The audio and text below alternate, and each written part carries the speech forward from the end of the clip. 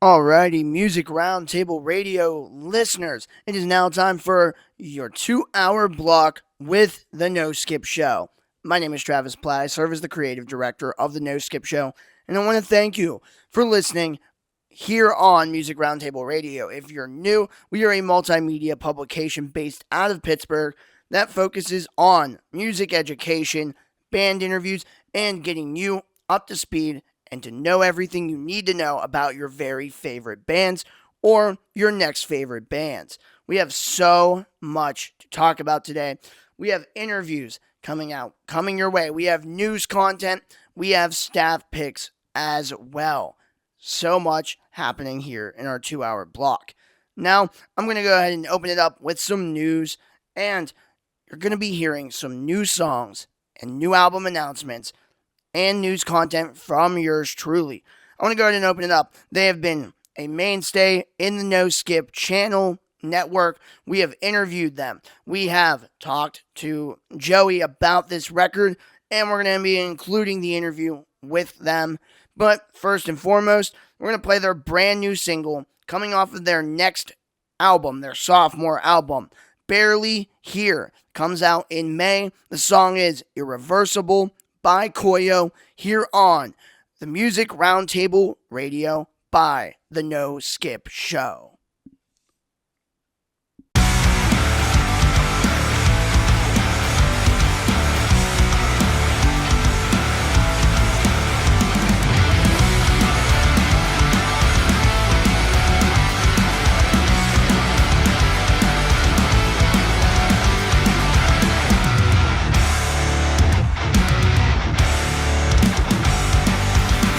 Deserve everything.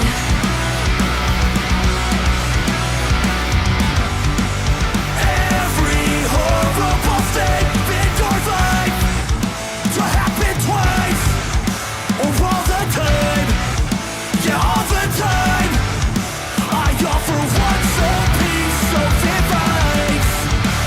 Have some self-respect, then sacrifice.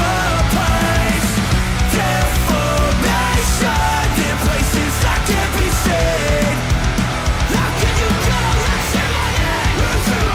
It goes both ways. That's if you want it from me. When I am work, I'm straight for me.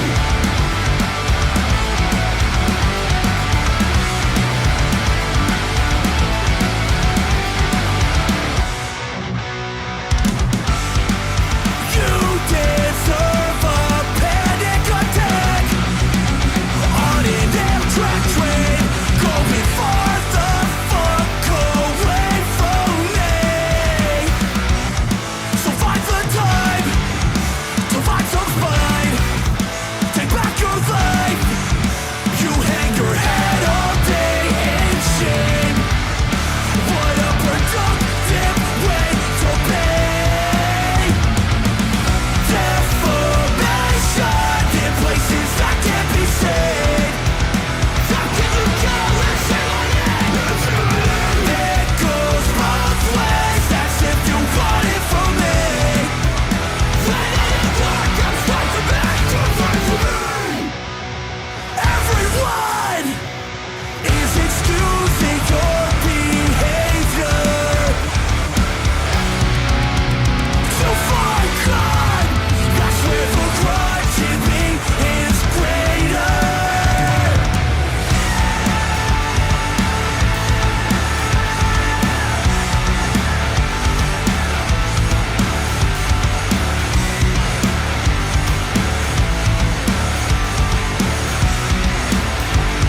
Watch the world outside go by from your window.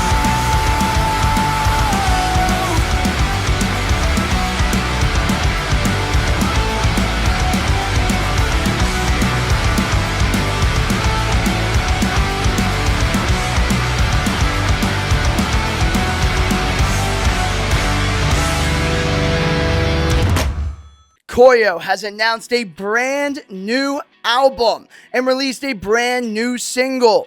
Welcome to No Skip News. You do not want to miss this. Let's dive in.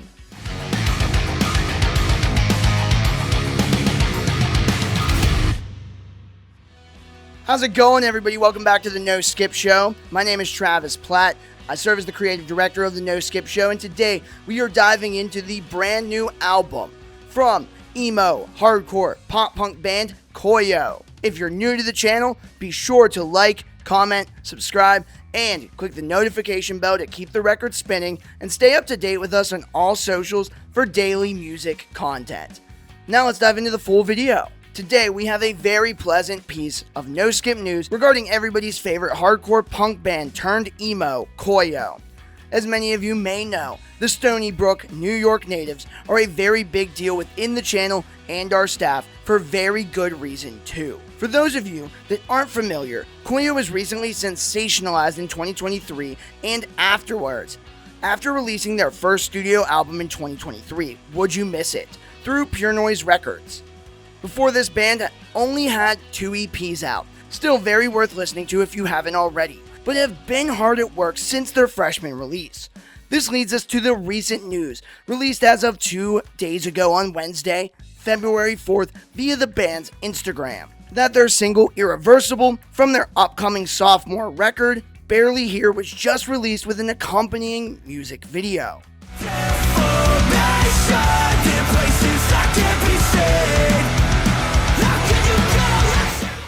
That brings us to the second tidbit of news. In the very same post, the band let everybody know that their newest album is already available for pre-order, but will be ready for everyone's listening on May 8th of this year, also through Pure Noise. A monumental announcement, as I'm sure every fan of the band and the scene will be highly anticipating this newest album after the band's 2 golden EPs and incredible debut. For a little bonus information, the band announced they will also be going on tour this spring with Arm's Length, Ben Quad, and Shoreline in the UK and Europe, and Rise Against and Destroy Boys in the US and Canada, as well as Hot Mulligan, Choice Manor, and Saturdays at Your Place in the US in the summer. What amazing lineups! Are you excited for any of these upcoming announcements, whether it be the new single, the album, the tours? Be sure to comment your thoughts down below, as well as check out our interview with Joey from Koyo on the No Skip Show. It will be in the description as well. We have way more news coming for you here on No Skip News, so be sure to subscribe, click the notification bell, and stay up to date with us on all of our socials for daily music content and support a local Pittsburgh DIY music channel. That's all the news we have for right now. Stay up to date with us soon. This is Travis Platt signing out.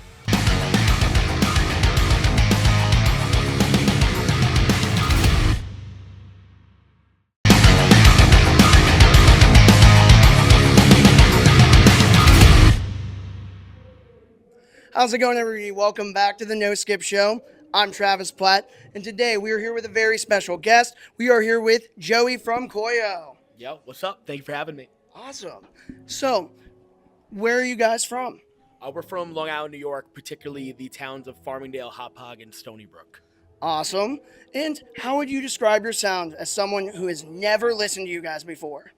It's kind of a funny and nuanced question. I think the simplest answer that doesn't take that long is it's like emo inspired and informed by hardcore music. That's probably the safest summary answer. Sweet.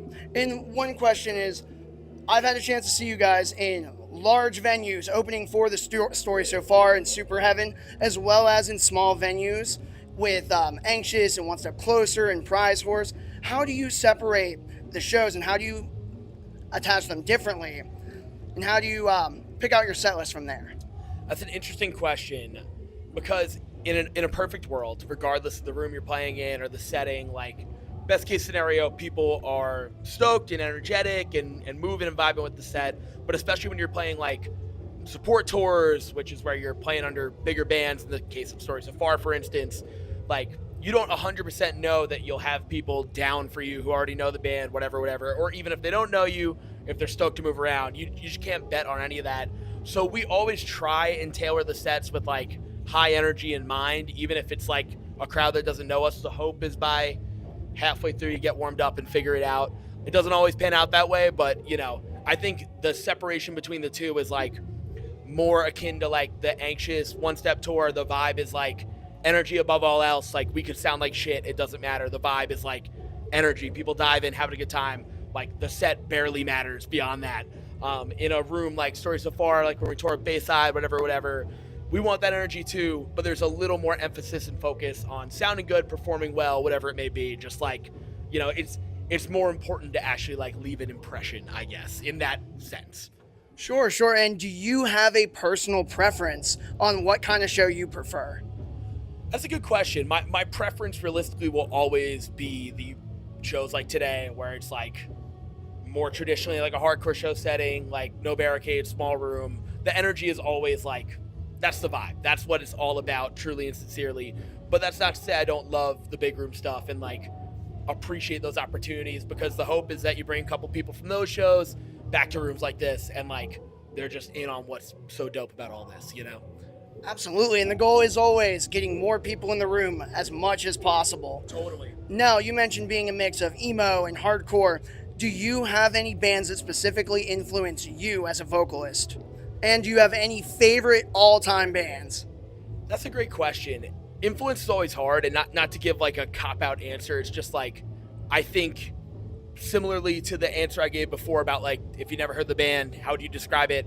I think all of my influences are like a composite of just the bands that I like that inspired the band, even if I'm not necessarily trying to do their thing one-to-one, like the Silent Majority, Take It Back Sunday, Movie Lives of the world are like what made this band exist. And by proxy, even if I don't think I'm doing that one-to-one, that's like probably instinctually what is happening, you know? Absolutely. So with that, like, I guess the question is, you guys are still a relatively new band. You formed in 2020, if I'm correct. Your first show was... That's right. Yeah, and you guys are getting ready to release your second album. So how did you approach the songwriting from your newest record that's yet to be released comparatively to Would You Miss It or previous EPs? Interesting question. I think my answer to this is kind of in reverse. And this is not to say all bands do this, but I think a common experience is like, obviously you have all the time in the world to write your first record, your first LP, but I think a lot of bands write their first record over whatever amount of time, and it's like a very natural and easy process, and maybe not for everyone, but I imagine in many of my peers' case, it kind of comes together very naturally because those are all your gut instinct ideas. That's every idea you've ever had happening there. And then LP2, although you have less time to do it, it's like this magnum opus effort. Like you're thinking it must transcend the last thing. It must be a whole nother level, whatever. And I think that makes some records that I absolutely love from bands I love. Like there's a lot of records that are like, yo, this is elevated to another level because of that. But then there's some records where it's like, yo, like maybe this was like a little too much oomph and overthinking. I would say that our first LP was oomph and overthinking. Our first LP was this like a friend of mine who sang for Vane described Vane songs as every song was a quest. Like writing all those songs, every single one was a quest. That's what LP1 felt like. Every single song was this like mission to bake it to perfection. LP2 felt like what I imagine more bands LP1s feel like, where it's like we just got in there and did it, and it was like so seamless and not overthought at all. Where if you liked the first thing, it's more of the same in a good way, and like I feel stoked on that. Like Awesome. We didn't think that hard about it. We just did. That's it. And like, I personally think your first album, you guys nailed it on the head for that sound that you guys have. So I'm really, really excited for what's to come with the second album. Thank you. Yeah, of course. And with that, like, do you think about the live show whenever you're writing, whenever you're recording, and how to bring that energy into the live show? That is honestly like maybe one of like across all music we've ever made, like one of the probably main through lines considered across the whole thing, because like all the songs, everything the band does, it's about energy. It's about tangible energy. And it doesn't necessarily mean we're tailoring the songwriting one-to-one with that, but like I think LP1, LP2, the first EPs, whatever, there's always like that like, damn, like how will this feel like when we're actually playing this? If people connect with this, well, this song will have this moment, this will be like that, whatever. And I think that's existed across everything. It's always not necessarily about forcing people to react a certain way, but it's like, if this connects, if they feel it how we hope they feel it, this part will be crazy or this song will go crazy because it was tailor made for people connecting to it in that way, you know? Awesome. Yeah, thank you. And if you have never seen Koyo before, it is one of the most energetic live shows that you will ever see. I've seen them so many times over the past year, 2 years, 3 years, and I cannot recommend it enough, especially when there is new music coming out. Also, you guys are touring with Ben Quad, Restraining Order as well in the fall. Yes. And how do you approach playing a show like that? It's your first headliner with bands that are all across the board when it comes to genres. Totally. That was a calculated choice. We wanted to like handcraft a lineup that like had a little bit of everything. Like obviously I think we exist in a world where mixed bills are the most normal they've been in quite a long time. It's not odd to see different types of bands on the same tour, whatever. But we really wanted to make it where it's like each band is a standout from one another explicitly and has like quite a bit of separation from one another in terms of like sonic aspects, but like culturally could all fit in the same bill. And that was kind of tailor made for that. We wanted it to be a show and a tour where it's like you could have a blast for every single band in whatever capacity. Everything will be different, but it all makes sense together. And that was kind of the plan with this first proper headliner. Because obviously we did the triple with Anxious and One Step, but we've never gone out and like done our own thing, stand on our own 2 feet, just being like, this is our tour. So we just wanted to like bring it to a place where it's like this feels special and different than anything we've done up to this point explicitly, but honors like the ethos of the band, you know? Yeah, sure, and that's what it's all about. Bringing bands that you guys are fans of, that you think your fans are also going to be fans of as well. Totally. And yo, like the idea is that like in theory, like someone who likes Ben Quad could come through the door and get into I Promise the World or Leaving Time or Restraining Order, and vice versa with all those bands. Like I think all of these things are similar enough where you could be a fan of any of it if you like the other, but for probably more people than not, a lot of people coming through the door might not already be an existing fan of any other of those bands. Like they'd probably just come in for whatever they're most psyched on, and hopefully they leave psyched on all of it, you know? Absolutely. Be sure to catch this tour. It is in October and November. You do not want to miss it. And speaking of music discovery, you guys are from Long Island, New York. What does your local scene mean to you? It's not to, be too on the nose or like speaking cliches or whatever, but like it's very literally like why the band exists, why I am living the life I've lived for my entire teenage years on to now. Like the Long Island scene, like it's strong as ever through and through. There's so many good bands happening right now. And I am never, what's the word to put it? I guess like I'm always like amazed with how there's almost never truly a drought in like local bands happening. Right now there's like a whole squad of like different bands that are doing their thing. There's your Deadshot, Grail, 10 Years Out, Liberate, Top of the World. There's a whole bunch of stuff happening right now in Long Island, and shows happening all the time, and all these bands are playing all the time, and they're all peers and they're all repping for each other and keeping the scene on Long Island very alive. And that means a lot to me personally because obviously we're on tour a lot. We're always out on the road. We're living a busy life. We can't always be at every show when we're home, but it's amazing to, when we do have that time, when we are home for a little bit like we've been for now and available to just go to shows and hang out, it's just cool to see like all the stuff that's happening in our absence and whatnot. Absolutely, and that is so sick because a lot of cities don't have that thriving DIY scene. We're lucky that Pittsburgh has a very strong DIY scene. It seems like Long Island does as well. And you guys are carrying on your backs as well. You know, your song Anthem is what it's all about, dude. And yeah, of course. It's one of my favorite songs on your debut. So you got to name a couple bands that the No Skip crew should check out. Do you have any others that you might be forgetting from Long Island that our viewers should be checking out? Good question. There's literally speaking a lot of them, just because there's always a lot going on. One off rip that I didn't mention is my friend Billy's band, Schitt's Creek. They just put out a demo. It's awesome. Last Laugh, Deadshot, like Life Taken, just a bunch of Long Island bands that are all doing stuff, and we, just trying to constantly rep for like what's happening and what's new. There's a lot of existing incredible Long Island lineage, but what's happening right now is what matters the most because it's current, it's tangible, it's now. It could be gone tomorrow, Yeah, and that's it with a lot of like hardcore bands and bands in general is you never know how long you're going to be in a band, how often you're going to be able to see those bands. So whenever you get the chance, go and see bands, go and support live music. I know we will be at the Cleveland, Ohio date of the headliner at Mahal's. Cannot miss it. And I think that's all I got. Thank you so much This has been the No Skip Show. I'm Travis Platt. Peace out.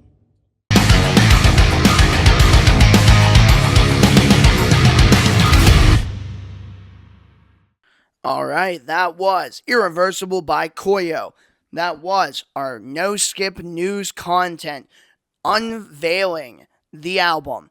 Huge shout out to Dylan Tormey for writing that script. In the article, you can check it out at thenoskipshow.com and the video version on our YouTube channel, The No Skip Show. You can follow us on all of our socials at The No Skip Show on all socials. We have Facebook, we have Instagram, we have TikTok, we have YouTube, we have Threads, and we have our website as well. Check us out there. Now, I want to go ahead and go from one mainstay of our network to another. You know very well how much of a big fan we are of Bilmuri. Johnny Frank himself, the Columbus, Ohio-based multi-genre artist. And with his last album, American Motorsports, he started to lean into some country influences. There's a little bit of twang in there, but still that nice, crisp, clean-sounding mix of alternative rock and post-hardcore. And he announced his brand new album called Kinda Hard that'll be out in April. So, we want to give you some information about Bilmuri and some news, but first and foremost, we're going to play a song from Murray himself that is going to be on the album Kinda Hard. It is one of the lead singles. Check it out. The song is called Hard to Tell by Bilmuri. Then you'll get the news releasing the album, script written by Dylan Tormey, and also you will get a beginner's guide to Bilmuri to learn about the man himself here on the No Skip Show by the Music Roundtable Radio.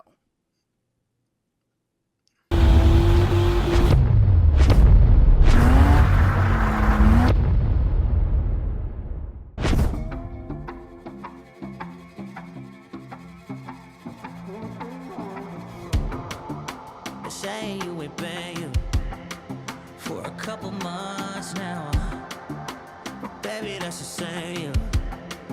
It's running and running around thinking I won't go, but you caught me crying on the phone. Say, baby, don't leave me alone. I thought you would learn by now to see through all the shit you told me. To think that I wouldn't find out, it's just a made-up heartbreak story. You just can't help yourself. You can't have just one and only. Yeah, I know there's someone else. Girl, you lie like hell. The truth ain't hard to tell.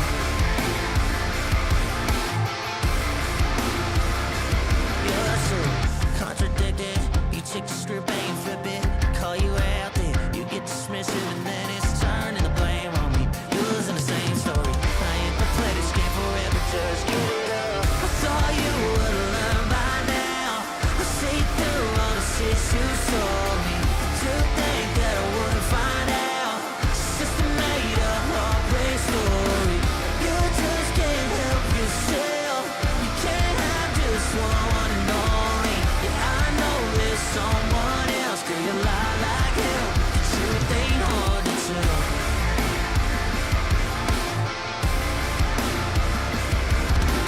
Baby, just come clean. Baby, all your sleep. It ain't like I don't see. And you lie like hell, but the truth ain't hard to tell.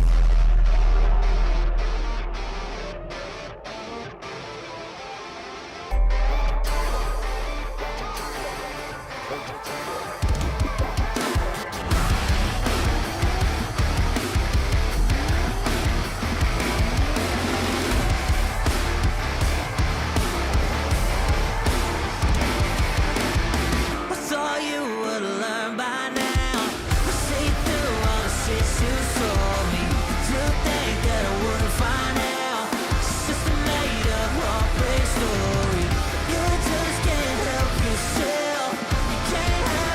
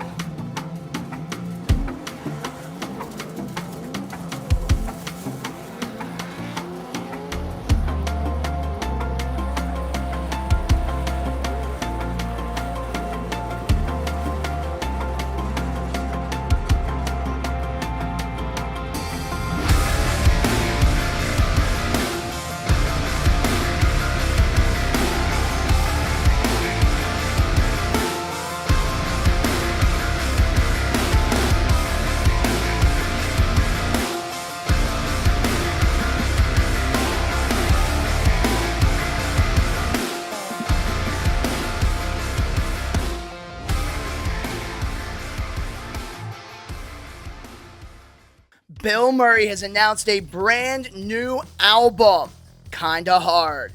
Welcome to No Skip News. You do not want to miss this. Let's dive in.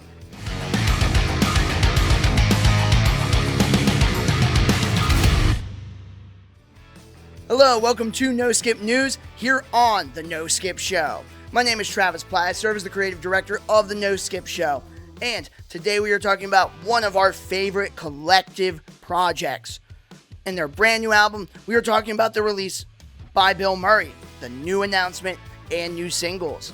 If you're new to the channel, if you're checking us out for the first time, thanks for watching. Thanks for checking us out. Be sure to like, subscribe, and comment, and click that notification bell to keep the record spinning, and follow us on all of our socials for daily music content. Now let's go ahead and jump right into the news.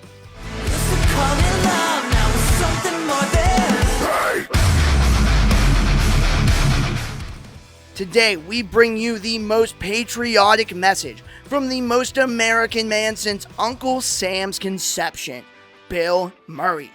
As you may already know, this isn't the iconic American actor, but a whole new specimen. Honestly, if you follow us already, I would be more surprised if you didn't know who Bilmuri is, the brainchild of Johnny Frank. That is, unless you're new or you're living with the goblins. Either way, it's okay, we're here to give you all of the info. Hello, I'm Mr. Frog. Hey. Yes? Get out. This man is a cultural phenomenon to this channel and those who have been tied to it or listened to some of the music we cover. But it wasn't until his most recent record, American Motorsports, that he became an almost house-wide name. We won't dive in too much into his past because we already have a video of that on our channel on the No Skip Show. It is a beginner's guide to Bilmuri. Check the description, check the pinned comment, or check a card on the screen now to see it.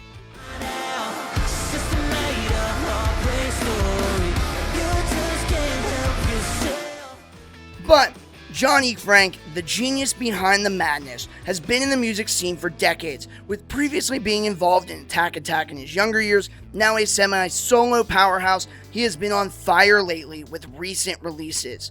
Johnny's whole discography is worth a listen, but it wasn't until around the Eggy Pocket and 400-pound back squat releases when he began to really gain traction within the scene. Then it all changed when American Motorsports came out, exploding Murray into the charts and everyone's social media. With memes like his, I can see why. That was almost 2 years ago. That is insane to think about. But if that gets you down, don't worry. We have great news for you. As of Thursday, February 5th, via Johnny's Instagram account, he let it be known that his next album, Kinda Hard, will be releasing April 10th of this year. Pre-orders are of course available now, as well in tandem with the post and announcement. This is very exciting news for anyone who follows Murray or the scene itself, as this will be the post-AMS era. Now, begging the question, what will this sound like? Well, with 3 singles already released, we can tell it will be different compared to the balls to the walls, can smashing, patriotism bleeding AMS. In no bad way whatsoever. Run away, running away back to me. Find a new reason. The great thing about Murray is that he is constantly changing and evolving his sound without sacrificing quality or integrity. So I am full on hard for this release. Are you excited to see what's coming next in the Murray Nation legacy? Do you like the direction that Johnny and Bilmuri is going into with these new singles? What do you think? Comment that down below. And as always, thanks for watching and happy listening. Be sure to follow us for daily music content here on The No Skip Show.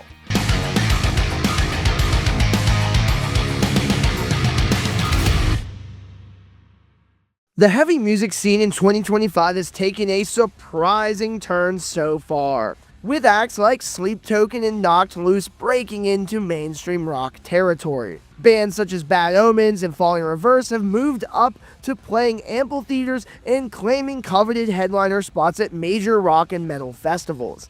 However, none of this compares to the unexpected rise of Columbus musician Bilmuri.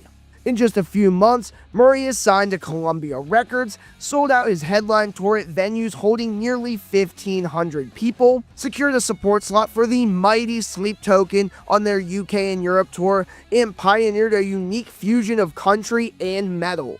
But how did this lone hog cranker manage to capture the minds and hearts of so many? Let's dive in.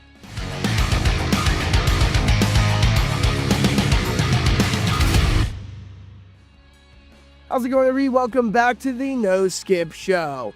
I'm your host, Travis Platt, and today we are back for our series, A Beginner's Guide. And today we are talking about the master of hog cranking. We are talking about the country core giant. We are talking about the most courageous Ohioan to ever live.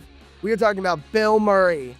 If you're new to the channel, thank you so much for clicking on this video and checking us out. We are a fully DIY channel that loves to talk about alternative music, so if you like to talk about it too, why don't you comment your favorite Bilmuri song below and subscribe and click the notification bell to keep the record spinning. So without further ado, let's go ahead and jump right into the video.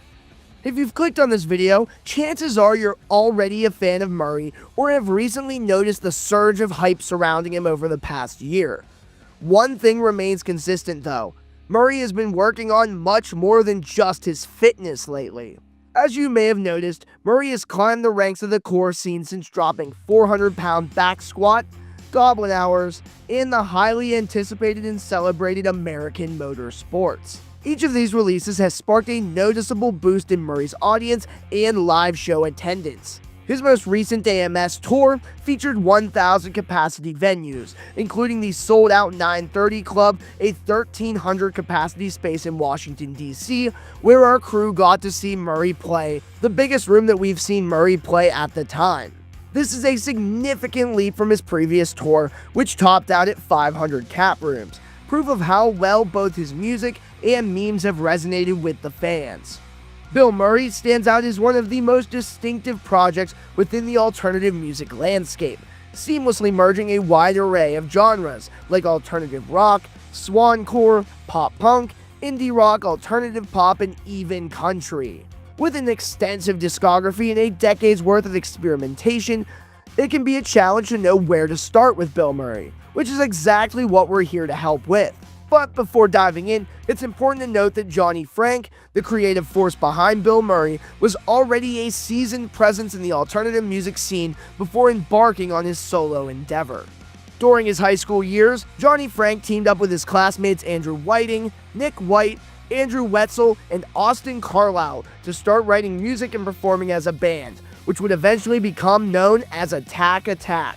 After recruiting keyboardist Caleb Shomo, they released their debut album, Someday Came Suddenly, in November 2008 through Rise Records, just after Johnny had turned 18 years old.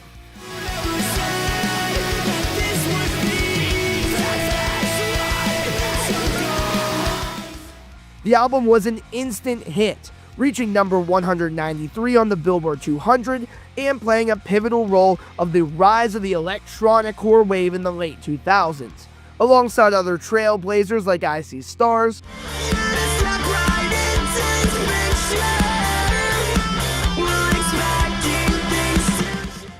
and Asking Alexandria.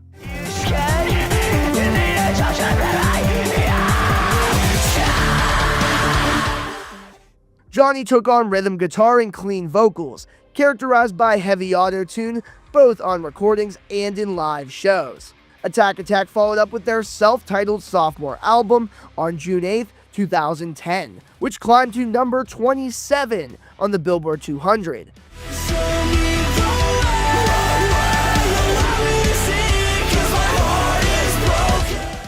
However, in November of the same year, Johnny made the decision to leave the band to focus on his faith and personal growth. I will no longer be a member of Attack Attack. It's been a really hard decision, but I've been doing a lot of thinking and soul searching, and I came to the conclusion that being out on tour really damages my relationship with God and my spiritual life. And that's something that's really important to me and something that is really valuable to me. And I just got caught up in all the excitement of everything that was going on with the band growing in success and everything like that. And I put the band above God, and that's something that was really damaging to me. The band continued with Caleb Shomo as the new frontman, releasing only one more album before disbanding, only to reunite in 2020 with a revamped, entirely new lineup.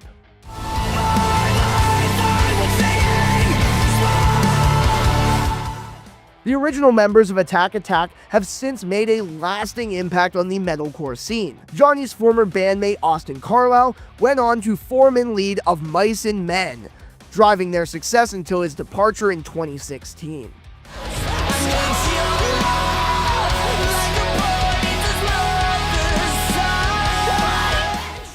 Meanwhile, Caleb Shomo shifted his vocals to his side project Beartooth, which would go on to grow into one of the most prominent modern metal acts, achieving major milestones like RIAA Gold certification for their single In Between, reaching that accomplishment in 2025. Life can be such overdose up on the mountain I see down below.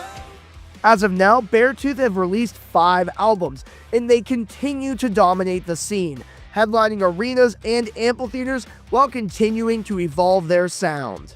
After his departure from Attack Attack, Johnny began releasing music with a band called The March Ahead in 2011.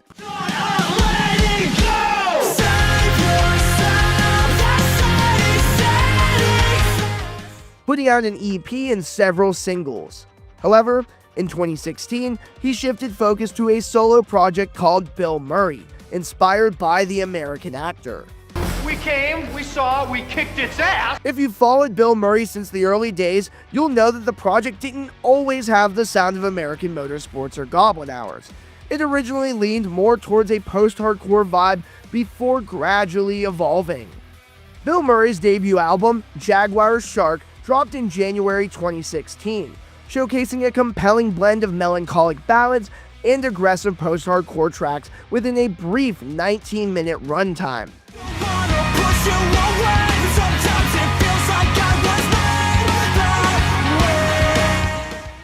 Highlighting the band's versatility. Later that year, on July 15th, Bilmuri released their self-titled album, refining the sound introduced in Jaguar Shark while maintaining the mix of emo-driven post-hardcore elements.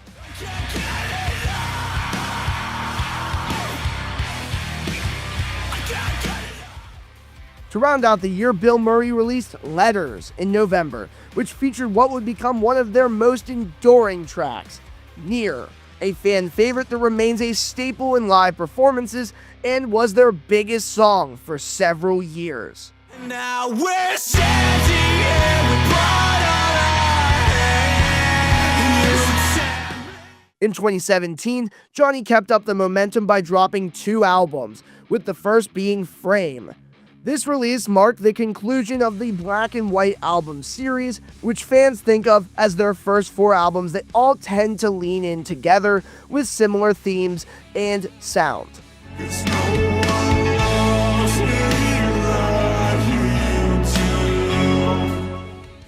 This series cemented the foundation for Bilmuri's signature sound, and it proved a clear starting point for new listeners. After those releases, Johnny's 2017 album Banana delved even deeper into electronic elements,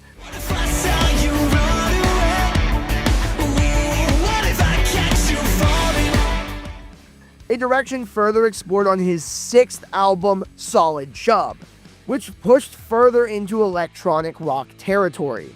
And I break away, 'cause I need you injecting some more. His 7th album, Taco, released in 2018, marked a shift to the calmest sound in Murray's catalog, embracing a more relaxed, lo-fi bedroom pop style. 'Cause it's a bitter world, but we can make it beautiful. Over the span of just 2 years, these first 7 albums showcased Johnny's ability to explore a wide range of sounds, blending post-hardcore, emo, alternative rock, electronic rock, and bedroom pop. This eclectic experimentation led the foundation for a unique musical identity, setting the stage for a major shift as Murray moved into the next phase of the project. In 2019, Bilmuri released Wet Milk, a breakthrough album that introduced the world to the standout track My Feelings Have Feelings, accompanied by a meme-worthy music video that paid homage to classic scene music videos. I've had enough of always feeling like I'm down. Around this time, Murray began collaborating with Boketo Media, led by content creator Jared Alonji. My friends come first, that's the bottom line! If it wasn't for my friends, I wouldn't be here! You would not believe how many friends I have! My Facebook friends are maxed out! Who had previously worked with Johnny on parody tracks, including Trigger Warning by Alonji's pop-punk project Sunrise Skater Kids.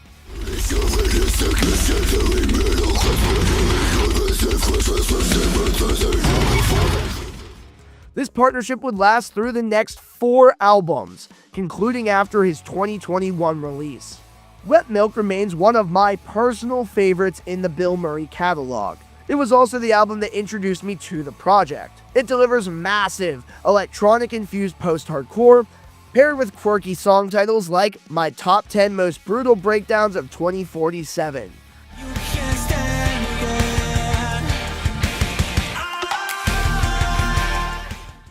This album is unique, with one user of Album of the Year commenting, Bilmuri takes emotional, emo/post-hardcore and juxtaposes it with dreamy psychedelic electronics to create chilling soundscapes that you can't help but get lost in. This record also marked the beginning of Bilmuri's meme-driven marketing, which has since become an integral part of the project's brand. This trend was even more evident in the second album of 2019, Rich Sips, which continued the Wet Milk sound, but a more refined take on progressive post-hardcore, or swancore, a style that Murray embraced during this period. During this era, Johnny collaborated with former Dance Gavin Dance vocalist Tillian Pearson on The Murray with Human Hair.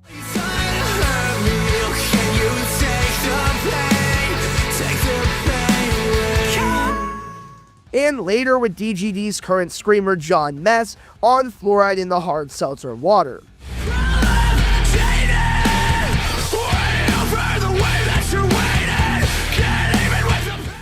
In 2020, he was also featured on Dance Gavin Dance's Into the Sunset from their 2020 album Afterburner.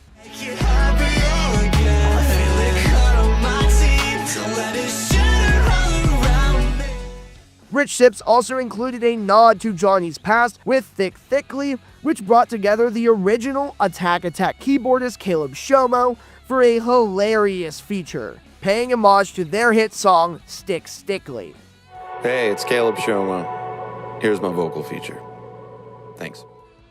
Another standout from the album, Broad.mp4, is a rock track with an uplifting message and a music video featuring fans. Rich Sips was a pivotal release for Johnny, cementing his unique brand of meme-based marketing and solidifying his place in the alternative music scene. If you enjoy cranking your hog and not wiping, then maybe you'll like the No Skip Show. Here we talk about all of our favorite bands in any kind of genre, but we mainly like to focus on alternative music, and we provide information about your favorite bands to go from a beginner fan to a super fan. So if that interests you, make sure to subscribe, click the notification bell, keep the record spinning, and comment below your favorite Bilmuri song or what artist we should talk about next. And also, we are a fully DIY, self-funded, and self-operated channel of people who are passionate about music.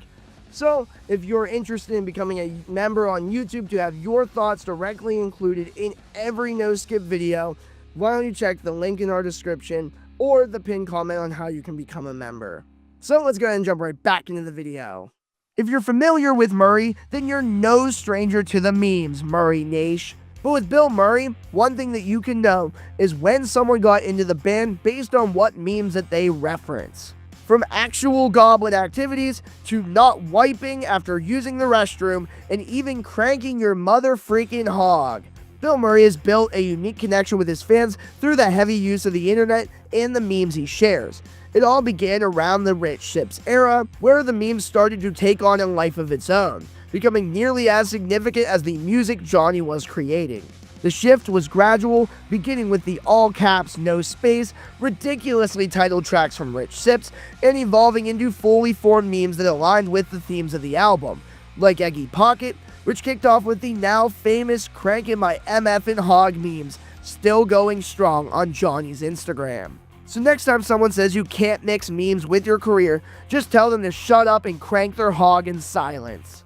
Leading further into the memes, Murray's early 2020s records pushed the boundaries, particularly with Eggy Pocket in 2020. Building on the formula from Wet Milk and Rich Sips, this album blends metalcore-infused post-hardcore with colossal breakdowns and even saxophone solos. The track Absolutely Crankin' My MF'n Hog serves as an explosive album opener, featuring a fantastic cameo from emo rap artist and producer Brody.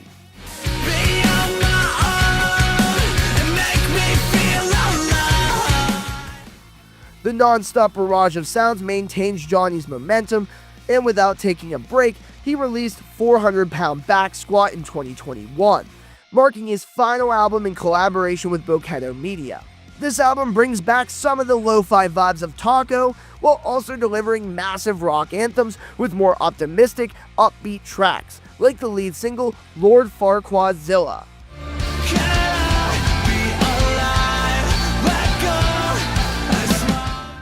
The pop influence really starts to shine through, especially in tracks like Level 99 Roid Image and A Cowboy's Heavy Load, but it's taken even further on his 2022 release with Goblin Hours.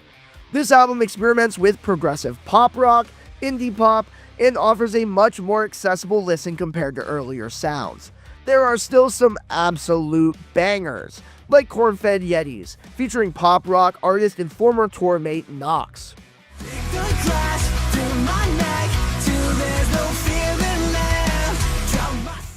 But the hooks here are undeniably massive. One reviewer on Album of the Year even quipped, "Taylor Swift wishes she came up with these slick pop hooks."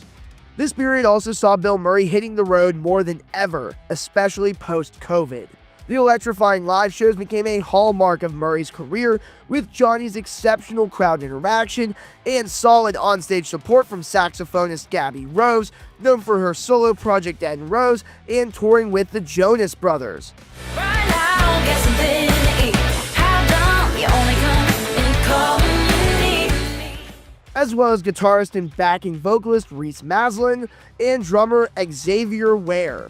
I had the chance to see Bill Murray perform over 4 times during the 400 Pound Back Squat and Goblin Hours album cycles at intimate clubs and bars, and the energy was unreal. By this point, Bill Murray had released 12 albums in 8 years, a remarkable achievement of consistent quality and creativity, all while remaining independent. As he moved on to his 13th album cycle, Johnny began experimenting with more country-infused sound, starting with Better Hell, which would become his biggest song as of recording, not even 2 years post-release.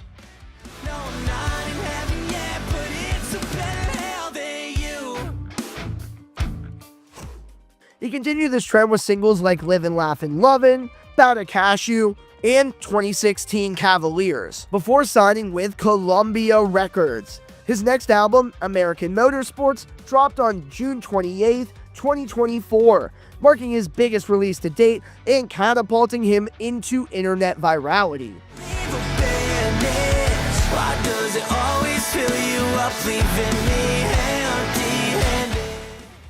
The blend of country-leaning hard rock and post-hardcore resonated with the y'alternative trend, merging alternative music with country in an exciting new way.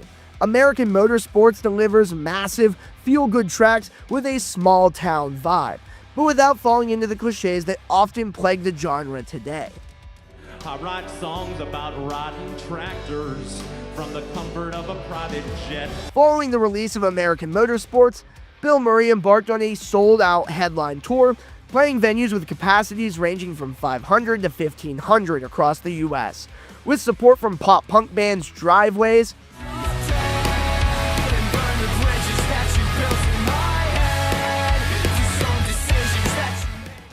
and 408. We said goodbye, and it In addition to these shows, they also performed with Baby Metal in Japan. However, the most significant opportunity came when they opened for Sleep Token's European Arena Tour, performing in front of tens of thousands of people each night.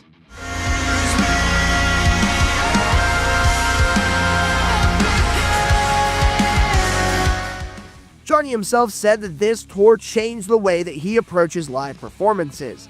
After returning to the States, Bilmuri sold out their next US tour almost instantly, playing venues that exceeded over 1,500 people, including the Roxy and Theater in Pittsburgh, our home venue, with support from alternative artist Ali Nicholas.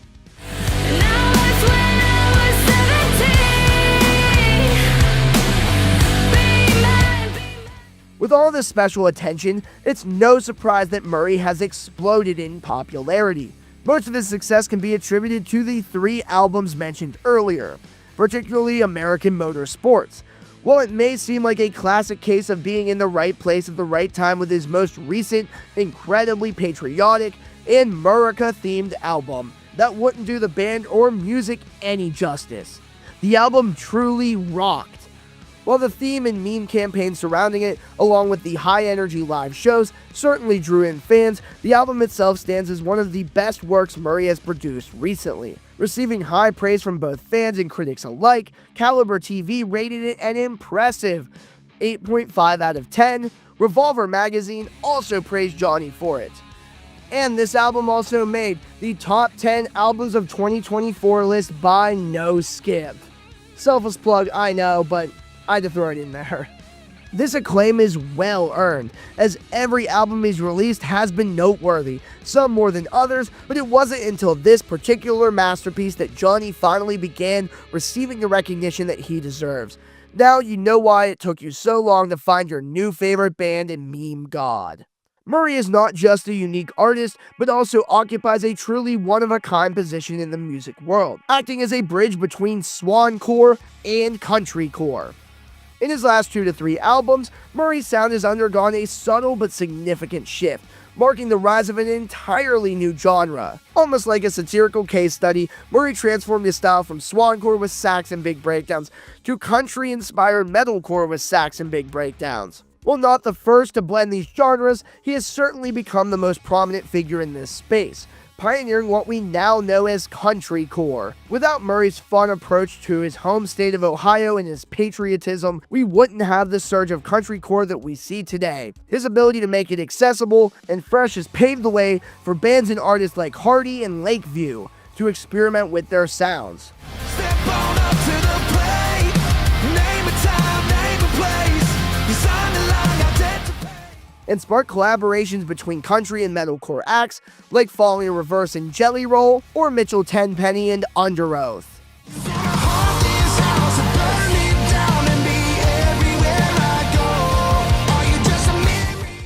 While these genre blends have existed for a while, they didn't gain the mainstream popularity and staying power they have until Murray's influence. After the 2010s hip-hop movement, music fans weren't expecting this new wave. But Murray made it work. In today's musical landscape where artists are free to experiment with minimal pushback from critics or fans, its genre fusion found its moment. The freedom has allowed acts like Murray, Lakeview, Shrezzers, and others to explore new sounds without fear of failure, creating something wild, exciting, and above all, welcomed. Although Murray's music is filled with memes, jokes, and wackiness, it is all in good taste. Johnny is so in tune with the audience as well, as seen firsthand by the No Skip crew, where there are a large number of live fan interactions during and between songs. There's no formula, dude. It's just a feeling that you get when you say some shit like that, and you're like, God dang, brother. You know, like when you say some American shit. Right. Like, welcome to God's country, you know, that's some Bill Murray vibes. That's like, some Bill Murray vibes. You know, like, I don't think there's any rhyme or reason to it, but you know it when you see it. When you break it down and move past the potty language, it's actually quite brilliant. While some might consider it unconventional and unprofessional, it's clear that the fans absolutely love it. In fact, many have discovered Murray through a meme or social media post shared by a friend. Johnny's genuine, funny, and kind nature shines through, as his primary goal is to simply entertain his fans and ensure that everyone is having a great time. He's the embodiment of seriously cool, and even his Instagram profile picture, Zac Efron from the Iron Claw film, adds another layer of humor. You can tell that he's genuinely happy that people are interacting with his content and listening to his music. On stage, this connection is even more apparent. Johnny frequently emphasizes how deeply he cares for his fans and how he wouldn't be where he is now without their support. Every live show feels like a massive party with people you instantly connect with, almost like you've known them your entire life.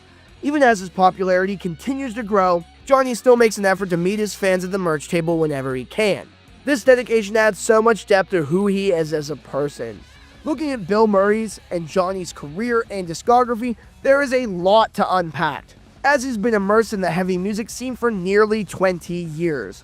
With 15 albums across various projects, there's certainly no shortage of material to dive into. But don't let that fool you. Each era of Johnny's work is crafted with the utmost care, and he continues to put out the same attention into every release.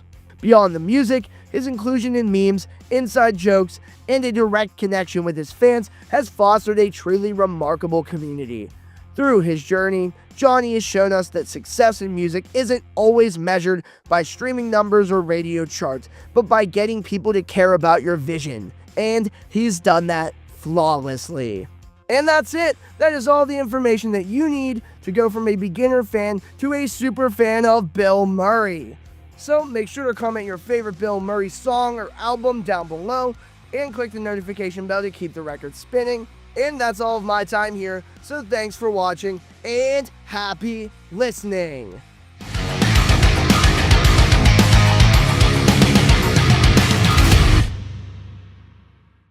Alright, that was a ton of information to get you up to speed with the news from Bilmuri, from Johnny Frank and company. Check them out and be ready for the album Kinda Hard in April. Now, we get to talk about some interviews that we've done. Now, this episode, I'd like to talk about an interview that we got. They opened up for the Australian metalcore band Ocean Sleeper, as well as Garzi. They are Pittsburgh's local metalcore meets deathcore band. I would say primarily they are a metalcore band, but there are some guttural vocals. There's some heavier moments that lean in, that allow them to open up for deathcore bands, like they did this past week, opening up for Left to Suffer. So, I want to go ahead, give them a shout out, and include an interview that we did from that show with our former interviewer. But, like I said in the past, many of us, including myself, have put a lot of work into these interviews, and we would still like to highlight them nonetheless. So, you're going to get a song from A Moment in Pompeii, as well as the interview. For the song, I'm going to pick their biggest single. This was released in 2022. The song is called Hands of God by A Moment in Pompeii, here on the No Skip Show by Music Roundtable Radio.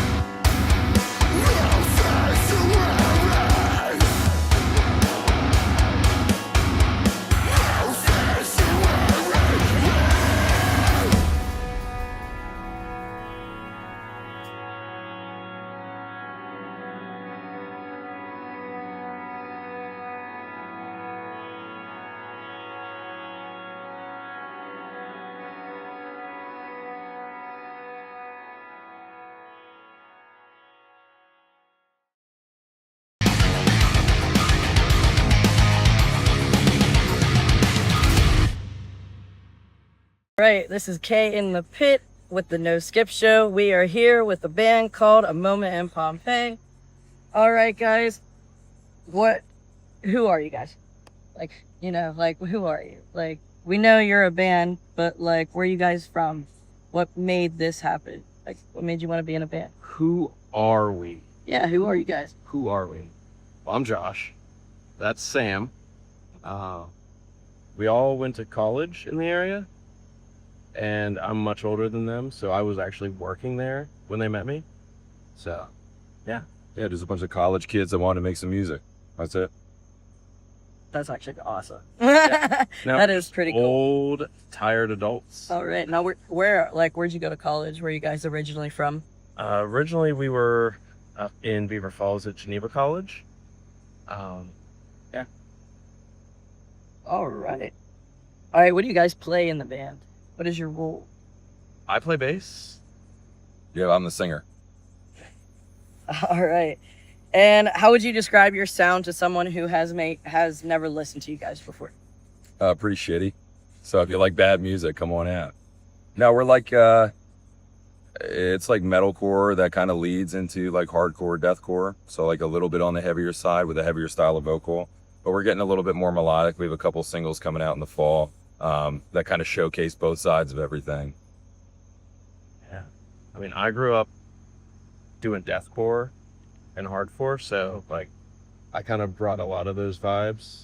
These guys were very like mid 2000s deathcore, metalcore. Pretty copy paste. We've found our sound. Yeah. No, I will say they definitely have a sound that is quite more pretty rad. All right. With that being said, what bands have influenced you guys over the years? Do you guys have any favorite bands? Favorite bands? Oh hell. Let's do like 2 each. 2. Okay. I grew up going to a lot of DIY shows in like church basements and stuff like that. So anything like hardcore from back in like the late 90s, early 2000s is my jam. So I listen to a lot of like War of Ages, anything on Face Down Records. I mean, basically anything that you could just get angry to, punch some people. That was what I was about. I've matured since then, but Yeah, I'd say my favorites, like getting into this style of music, were Chelsea Grin and probably For Today. Those two bands I would just listen to every record, from all the way back to like the MySpace era, all the way up until now. And that's just something I was like, I think I can do that, and I really want to. Now, I guess I want to add on real quick with you liking Chelsea Grin. Did you have the Alex or did you have Tom Barber? Like, did you have the transition from Alex to Tom Barber? I was always an Alex guy. Okay. But respect. Something weird. I'm into Chelsea Grin music videos with Tom. So I was in it like recently. That is awesome. So if you look at their video for The Origin of Sin, there's like a cyborg. I am the cyborg. And then there's another one where it's just like me eating a bunch of cereal. They put out like 2 singles. So I've seen both sides, but I was more influenced by the Alex era. Yeah, I can definitely respect that. And also Tom is doing great now. So you guys had a variety of tracks for this show. What goes into wanting to make a set list? How do you go and say which songs you feel would get the crowd feeling it? I mean, it really depends, like, what we've forgotten since we've last played. That determines a lot of what we play tonight, you know? But we were hoping to play some newer stuff, like some of the stuff that's going to get released, but we just didn't have time to rehearse it, which was unfortunate, because it's some good stuff. It's different. It feels different, but, like, trying to learn it, I was like, I'm breaking out my 4-string for this. Like, I play a 6-string because people look at that and they're like, this guy knows what he's doing. I'm like, I don't. So it's all a facade. But, yeah, it's really, we just want to pick stuff that fits our crowd, because we've played a lot of different shows, from like deathcore, like Rings of Saturn, just like absolute mayhem, to like mixed shows with you know, indie pop punk and stuff. So we just try to like fit in, have fun, and make it fun for the people that show up. Yeah, when we build a set list, we kind of like respond to who we're playing with. If it's a heavy show, we're going to play all heavy stuff.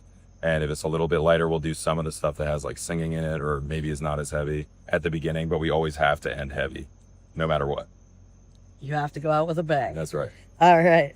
And the last one for you guys is, what does your local scene mean to you? What are the bands that are more local that may have inspired you, and who should you want people to see? Well, like I said, I grew up in the church basement scene up north in Butler, which was kind of crazy. There were shows like almost every weekend.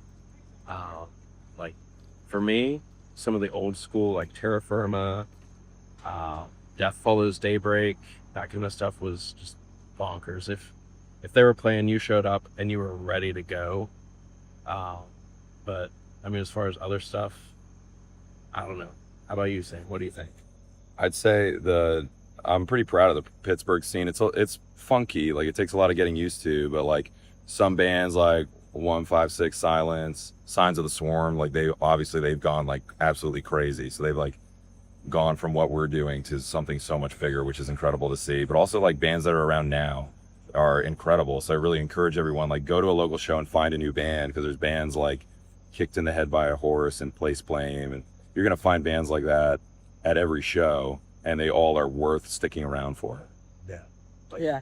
I've been doing this since I was like 15, so we'll say 20 plus years. I won't give away my age, but like, you show up to a show, you hear some bands you never heard, you have a great time, and you know, everyone kind of has a good time. All right, guys. I will definitely say that every time I do come to Preserving Underground, even if I do not know the band, I never leave without a favorite one. Thank you guys for all your time. This is the moment in Pompeii. In Pompeii, I'm sorry. A few minutes in Pompeii, an hour in Pompeii. Listen. You don't want to be there when it erupts. I'll put it that way. It's a little bit of the nerves, but thank you guys. Thank you for your time. Thank you so much. You guys were great.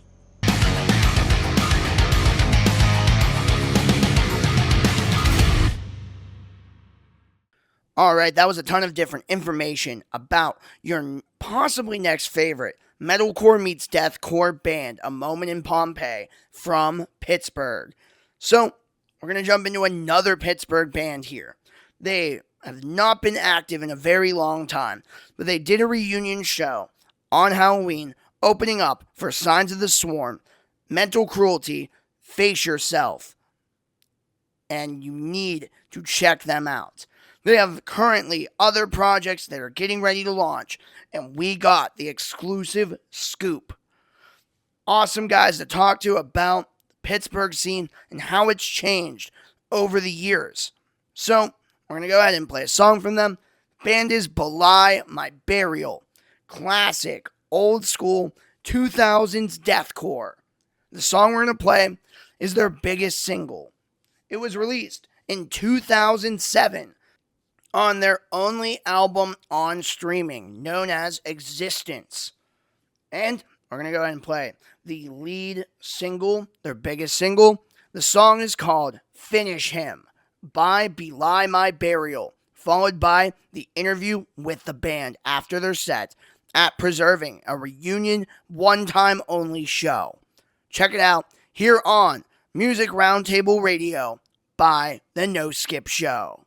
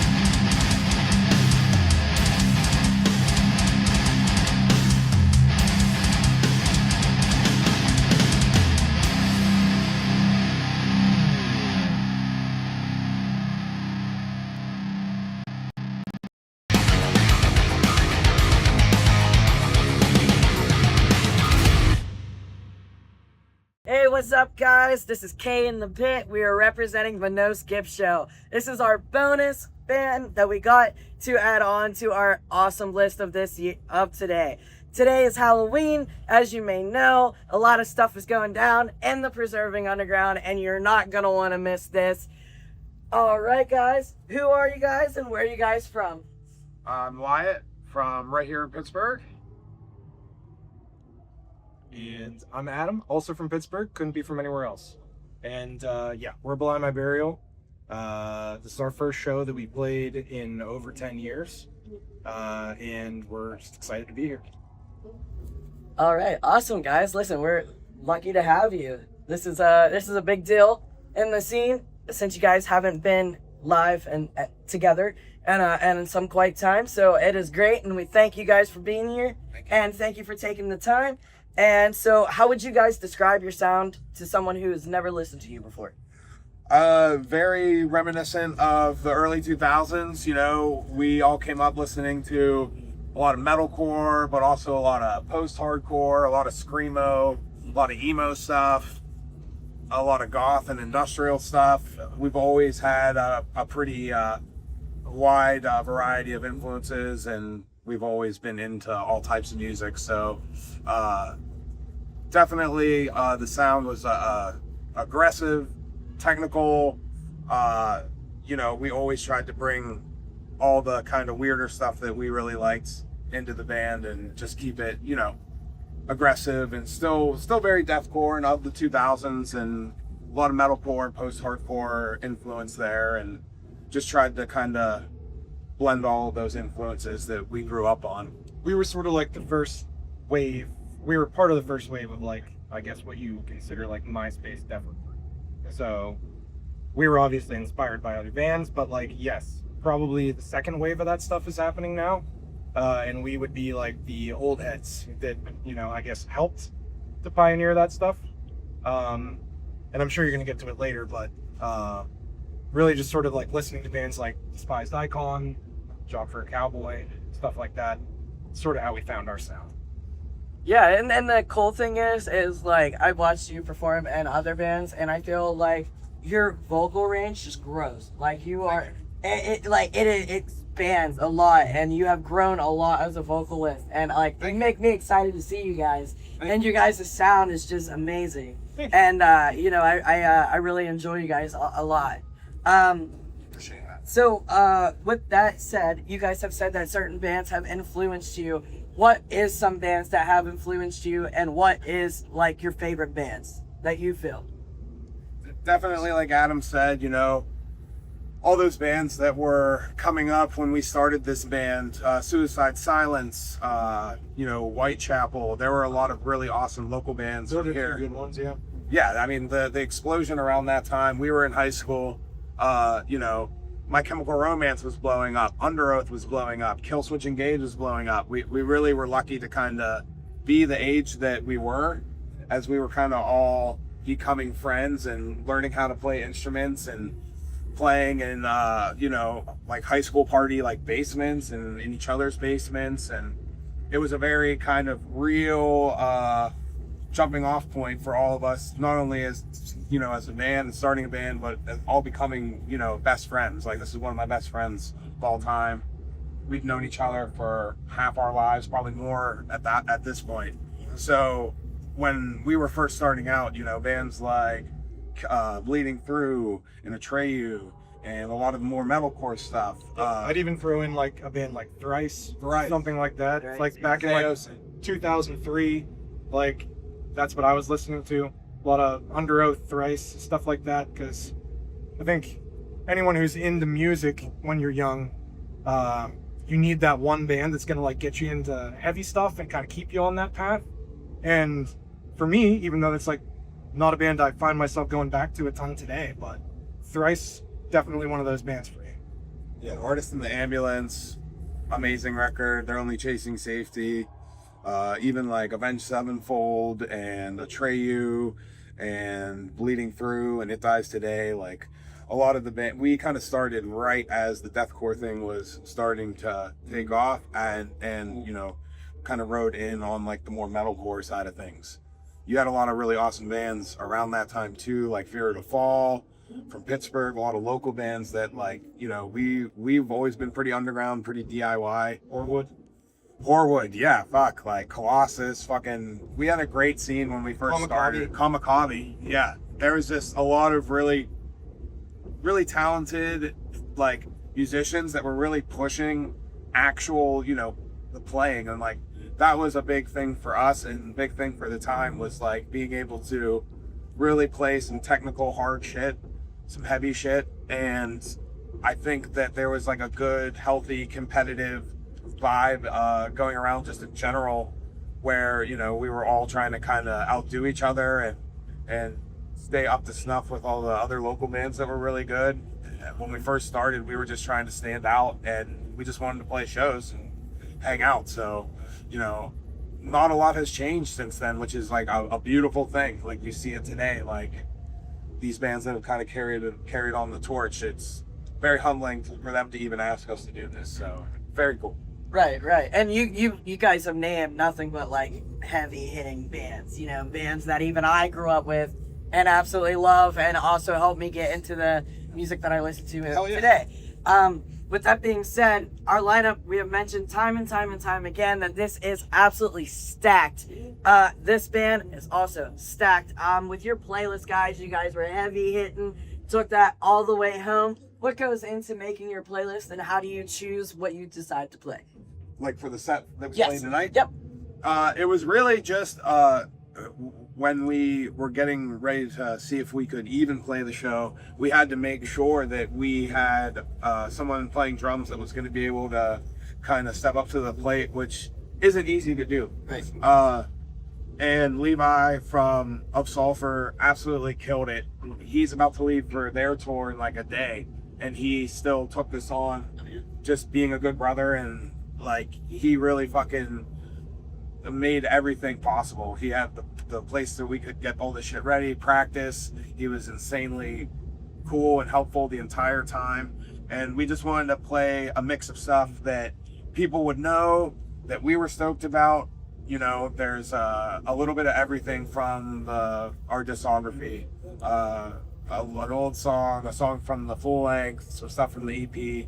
We know that like Finish Him is sort of like the fan favorite, so we couldn't come back after 12 years and not play that. Right, So right. that was going to be in the set regardless. And then, like Wyatt said, we wanted to at least pick one song from the EP, one song from the LP that we released, and sort of like just go from there. But like you said, having a drummer who's filling in for us obviously makes it so that we have to be a little bit more selective about what we pick. And maybe, you know, we played third tonight, so also like you're limited on time. So we only had 25 minutes, try to fit what we can in 25 minutes. And yeah, that's what we arrived at. So. Right. And I definitely do want to shout out the band Of Sulphur. If you have not checked them out, please check them out. They will be coming to the underground. It is a show that you're not going to want to miss. And on top of that, guys, I would love to ask you, what does the local scene mean to you? What bands have locally inspired you guys?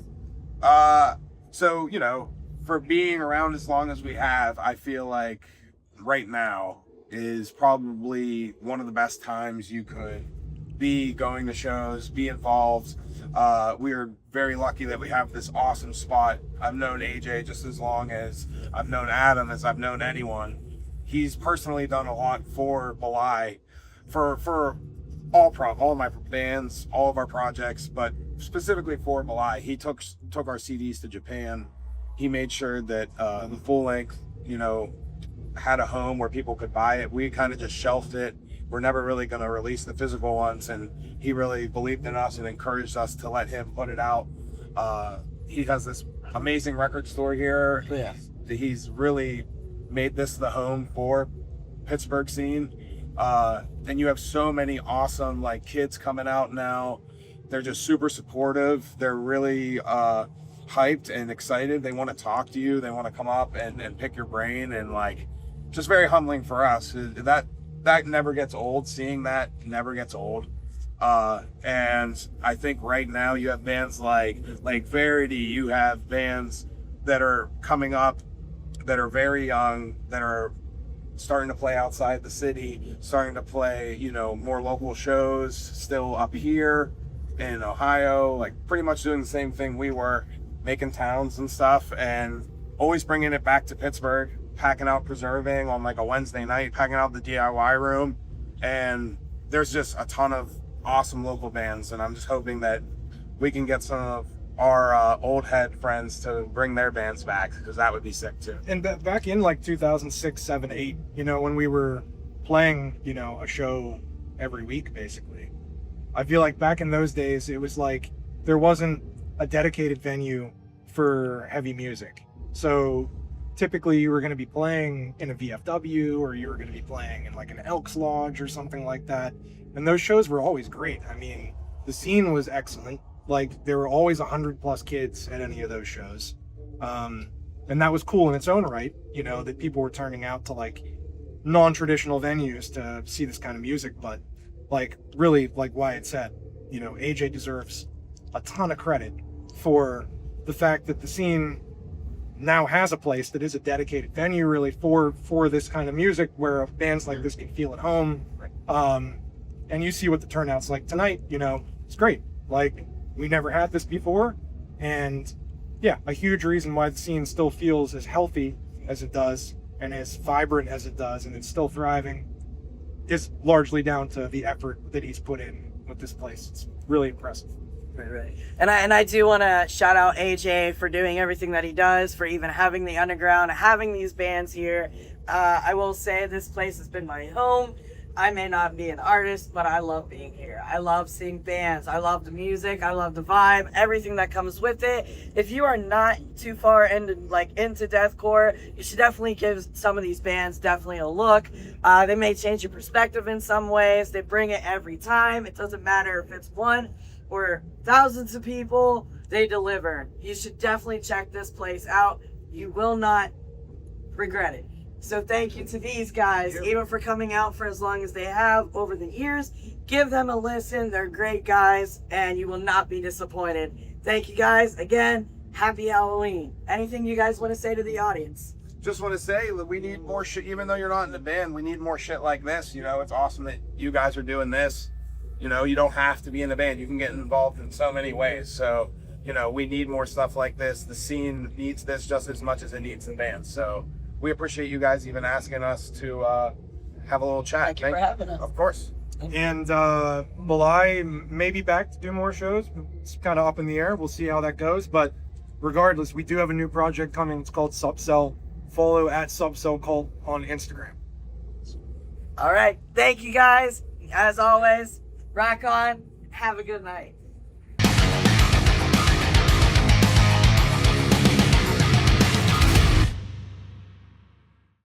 Yo, yo, no skip show. Yo, yo, music roundtable radio listeners.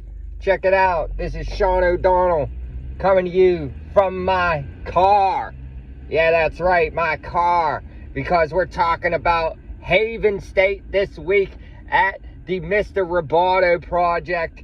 They had a East Coast post-hardcore showcase going on there with Secret Gardens and with Sales Ahead from New Jersey and New York, two East Coast post-hardcore bands that are heavily making their way onto the East Coast and West Coast post-hardcore scene. If you're into Swancore and Kill Iconic, you need to listen to Haven State. You need to listen to every band that I mentioned already, Secret Gardens and With Sales Ahead.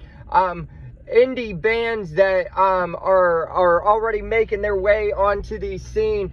Greg from Secret Gardens, Greg and Reese are in A Lot Like Birds and Idola, as well as With Sales Ahead is a New Jersey East Coast post-hardcore band that needs love too. But we're here to talk about Haven State, the Pittsburgh post-hardcore band that is been on the bill and has also been on the bill for countless other shows with, you know, Gold Necklace and gosh, there's so many other bands that Haven State gets love from, with Space Weather, with Hail the Sun, with A Lot Like Birds.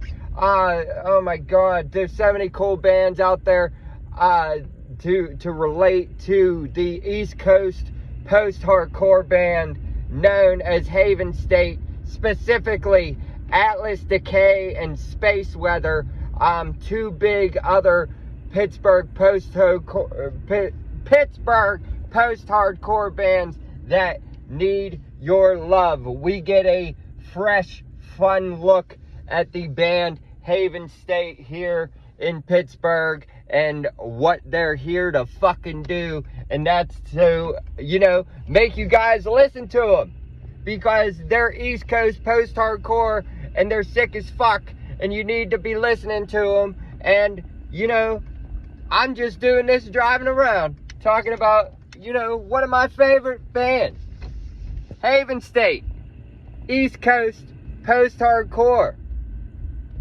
That's what they're fucking about. I love Haven State. Haven State knows I love them.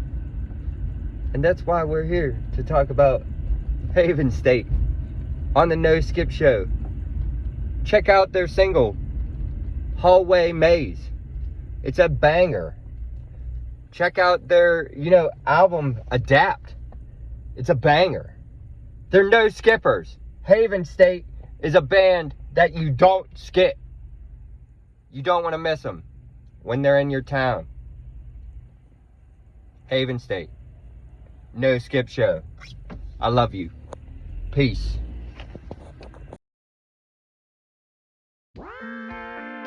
We could send a little letter to the skies.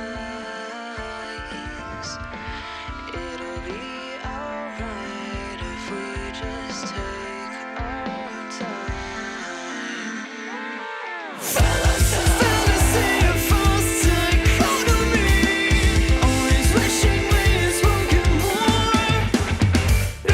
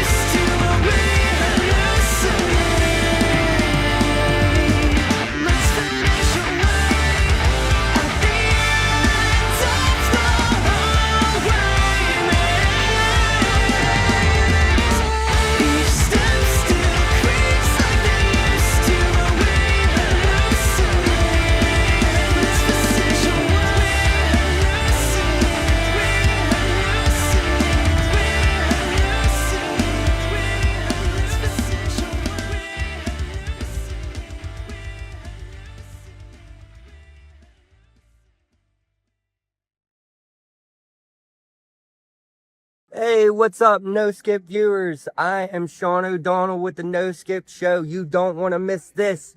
I am here with Pittsburgh local post-hardcore band, Haven State. Yo. Hey. What's up? How's it going? Why don't you guys introduce yourselves and what you do in the band? I'm Josie. I'm the singer. I like to scream. Luke. I play drums. Cody, and I play guitar. All right, so if no one has ever heard of Haven State before, how would you describe your sound to anyone who's just starting to listen to you? It's like progressive rock. It's got some mathiness to it. You know. I feel like a lot of people say the Mars Volta. Mars Volta, contortionist. It's a lot of noise. Yeah. Oh, noise. There's a guitar, drums. So Describe. post-hardcore and a lot of math rock, maybe melodical. Yeah, we're into a lot of that. Some jazz influence, maybe a little. You know. Oh, okay. So speaking of influences, who has influenced you guys individually? I'd say Tesseract and I always say the Contortionists, but they've done a lot for me. Yeah, and for this band, the Contortionist is a big one. Personally, I like a lot of Hail the Sun and Circus Survive, a lot like Birds, stuff like that. Honestly, about the same as them. Maybe throw it between the Bear to Me in there. I don't know. About the same as them. And then a lot of stuff hits like not metal at all. Yeah. You like hip hop and stuff? They love R&B. Yeah. I'm big into R&B. I've been on a big. We get a little jumpy in Haven State. Yeah. Okay, so we could go from your influences to your set list tonight. You play a variety of both your album and EP. How do you guys create a set list for your show tonight at the Roboto Project? I mean, we just honestly kind of just wing it, pick a couple songs and do it. But we're playing our new single "Hallway Maze" for the first time ever. So yeah, our first time playing a new song in a really long time. Yeah, new single out, playing tonight. No EP stuff tonight. We have our single "Finite" that we're playing. Yep. Then the rest is from our album "Adapt." Okay. Yeah. Okay. You could find Adapt on iTunes, Spotify, Bandcamp, right? Yeah, all that. Never mind. Yeah. All those things. All right, so we could go with now Pittsburgh, your local scene. What does the Pittsburgh local music scene mean to you guys? It's you, Sean. Connecting with people, getting to talk to people who live around us, see what their musical influences are, and just kind of vibing with everyone that comes to the show. Yeah, it's always good to see new people come out and the old faces too. Yeah, but Pittsburgh has a lot of rap going on, but the scene here for the hardcore metal stuff, it's here. Even at Preserving, they've kind of built that scene up there. Yeah, they're doing a great job preserving. I second that. Okay, and final question. We could go with since you guys are a local Pittsburgh band, who are other local Pittsburgh bands you guys would like to see get a push from, say, either the No Skip Show or just by mention by Haven State? I would say Atlas Decay. Atlas Decay is a big. Also, Constellation X, who's playing right now. Yeah. We're about to catch their set. Yeah. Those bands, and then of course Space Weather. Yeah, I play in Space Weather, and Nefel is the other one. The Good Homies in Nefel. There's definitely some other ones. Try to rack my brain. I'm trying to think who's. Some of them died after COVID. Yeah, some of them aren't around anymore, but we're all big fans of Atlas Decay, especially. Big fan of those guys. So.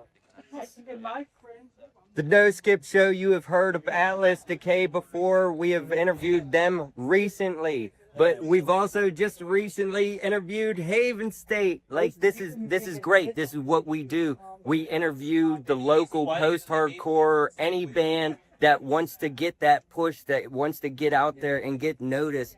And that's what we do. We want to just make everyone know about these local bands, these little shows at these small venues at the Roboto Project. We want everyone to come out and have a blast. I think that's it. Is there anything else? What is Haven State doing for 2025? We got some singles lined up right now. We just put out that one, Hallway Maze. The other ones are in the works. Not totally sure when. Probably gonna get a new one very soon. Finished recording vocals for the newest one. Just more It'll music. be- yeah, So, it'll be hopefully more shows. So. Yeah, we're trying. Oh yeah. Yeah. Well, you heard it here first, I guess. Yeah, right. Right? We heard it here. Oh, always. Always. I get the scoop. I swear I get the scoop. You just watched the No Skip show with local bros in Haven State. I told you didn't want to miss it, and you didn't miss nothing at all. Peace. All right, that was a ton of information, a ton of different interviews with A Moment in Pompeii, with Belie My Burial, and with Haven State. Once again, you can listen to us, watch us on all of our socials at The No Skip Show for interviews, for video content of all kinds, as well as photos and write-ups. Now, we want to go ahead and open it up with a show that is happening on February 10th in Pittsburgh at the Craft House with their brand new vocalist, Mike Terry. We're going to play a song. It's their brand new single. The song is called Human by Fire from the Gods. Here on the No Skip Show by Music Roundtable Radio.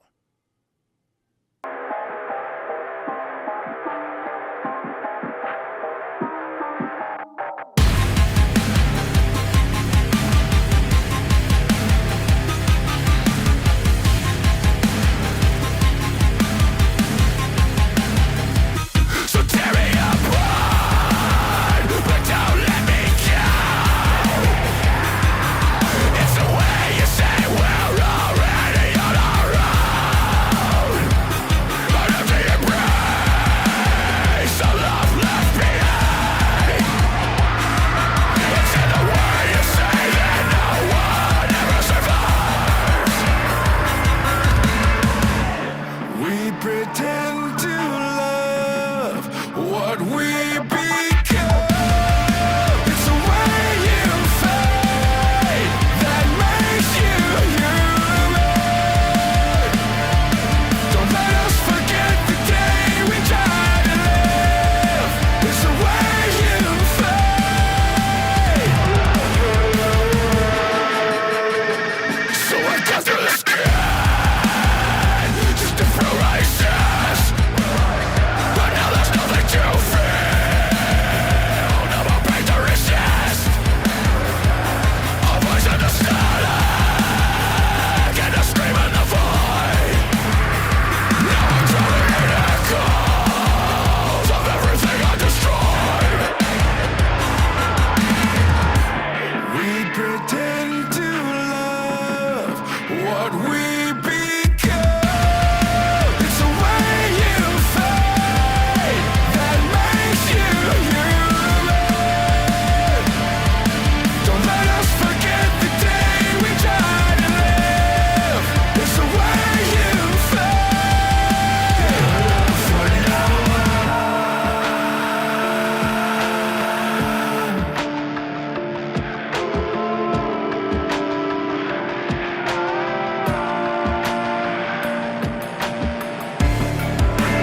where are we going? Where did we fall? Lost in the shadows of it all. I never knew that we could be free. A fading reflection is what's left of me. It's the way you fade that makes you human. Don't let us forget the day we tried to live. It's the way you fade. It's the way you fade.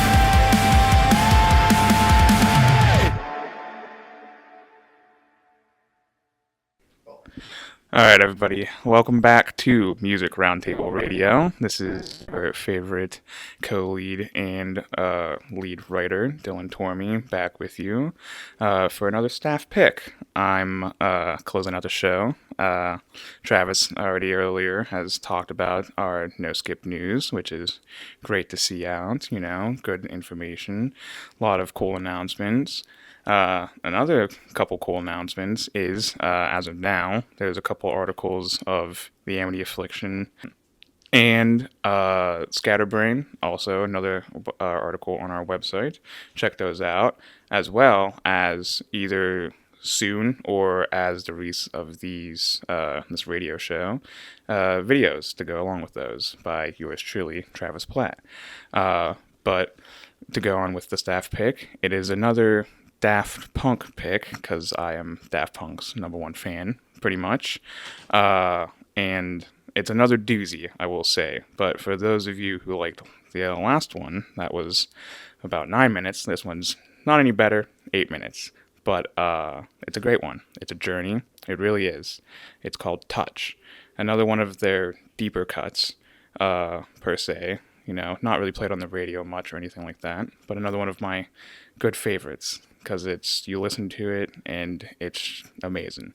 It is quite an experience. It makes you feel very different emotions. It's not just instrumental. There is a vocalist. So it's, not boring per se, but I hope you enjoy it. And thank you again for listening and tuning in.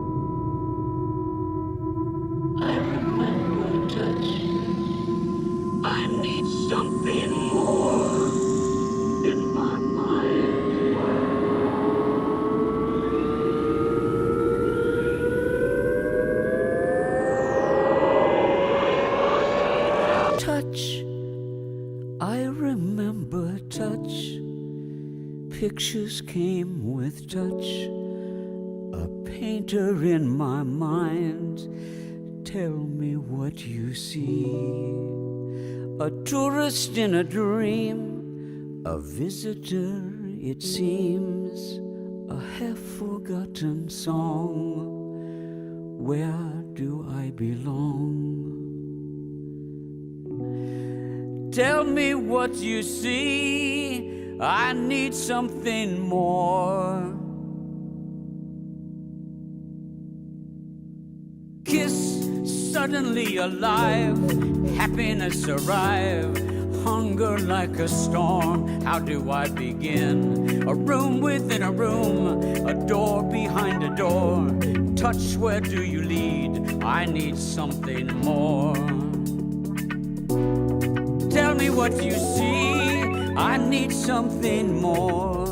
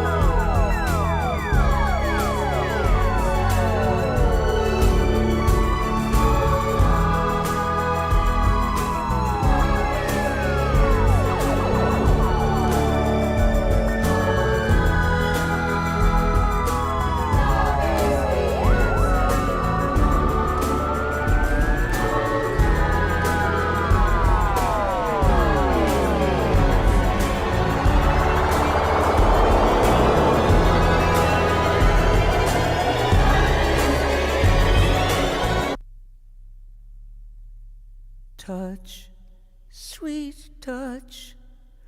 You've given me too much to feel, sweet touch.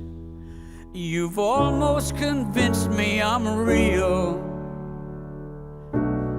I need something more. I need something more.